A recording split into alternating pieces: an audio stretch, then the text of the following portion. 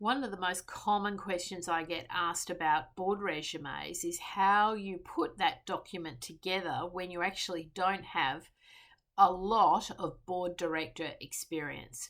So it's really important to understand that, everyone's got to get their start somehow. And when you're putting together your board resume, in effect, it's really at that early stage still an executive resume.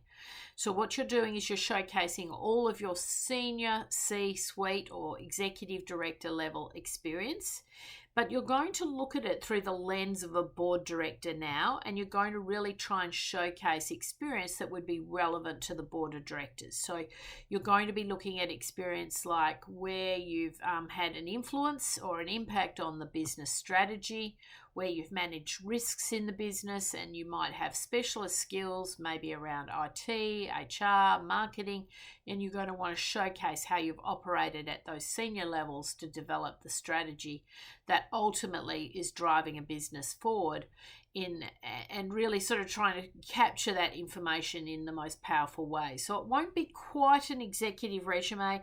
You're not going to leave every little bit of detail in the document, because in a board resume you have to be really, really succinct, and you have to gain the interest and the confidence of the board to even secure a meeting and an interview. One of the things that is often overlooked is people overlook all the different times when they've served on board-like bodies, so steering committees, body corporates, school boards, community boards. All of that now needs to be showcased in that document, so you need to bring that information in.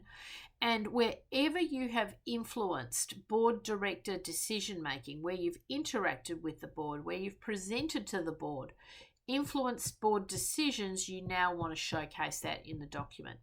Obviously, you want to show any of your extracurricular activity that you think might be relevant to the board. That could include volunteer work. That could include working in the business community. It could include showcasing your business networks and how they all play.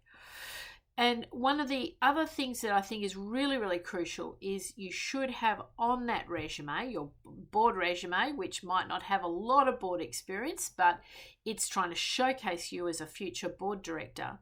You must have your sponsors identified. Who are the board referees? And they have to be operating at board director level. So they need to be chairs, non-execs, senior executives that you've had some interaction with, who are prepared to say, yep, this person is ready to serve on the board of directors.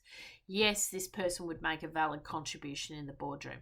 You need to go on the front foot with that. So I see a lot of resumes now, and in fact, most of the resumes I see in the board recruitment market would barely get a 5 or a 6 out of 10.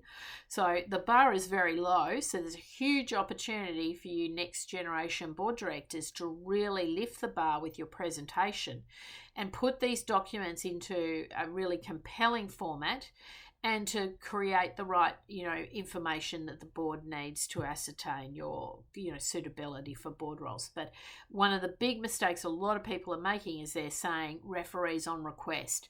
You may not even get to that stage to be able to tell them who the referees are. So go on the front foot. You must showcase those board directors, particularly if you have high caliber referees who are prepared to vouch for you.